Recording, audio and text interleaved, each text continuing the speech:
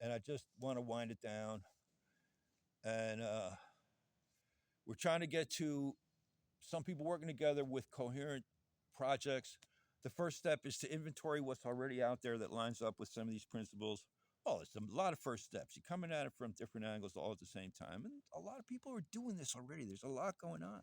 So a lot of progress can be made just networking and organizing and more intelligent organizing, self-organizing, like allowing for intelligent connections between what's already going on by way of community, intentional communities, all the new health industries, all kinds of self-help, all these retreats.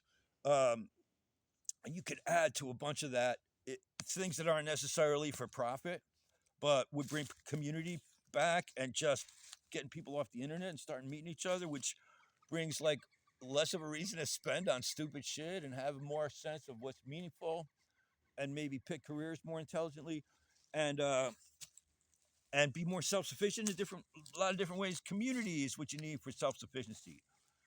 You can't do it by yourself. You can try, but you're gonna, especially in this world the way as it is, that's not gonna last unless there others are taking care of themselves as community. You might be able to then be an outlier and be more or less by yourself.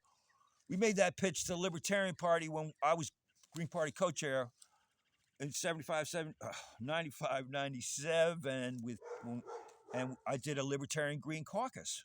Invited the libertarians that were willing to talk to us, mostly the Stoner caucus of both sides, trying to relax. You guys are both freaking out. Both radical Greens and radical libertarians are kind of like hard, a little bit too ideological. Things just they work a certain way, and that's where the whole neighborhood party came up as a project where this is what the Greens are suggesting that libertarians need.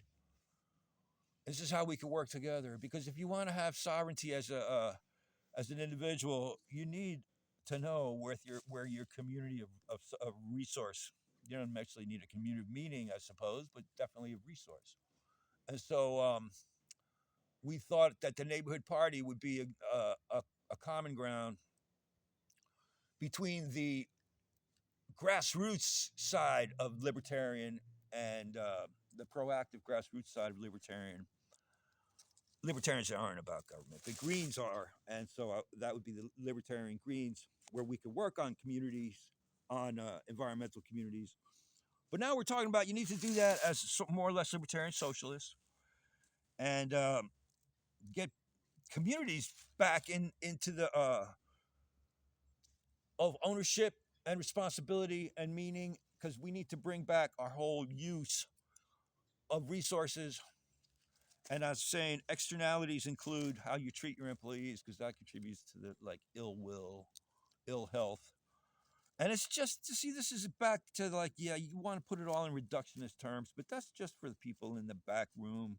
In real life, most of us are dealing with it out here, except for all this everybody on the internet now. So okay, um, contextualize the idea that you're going to be out there more, and it doesn't necessarily need to make money, but this is closer to the meaning of life. And this starts to create a movement that, as long as it's just a consumer movement, it doesn't go very far. It has to be backed up by real, alternatives in the economy.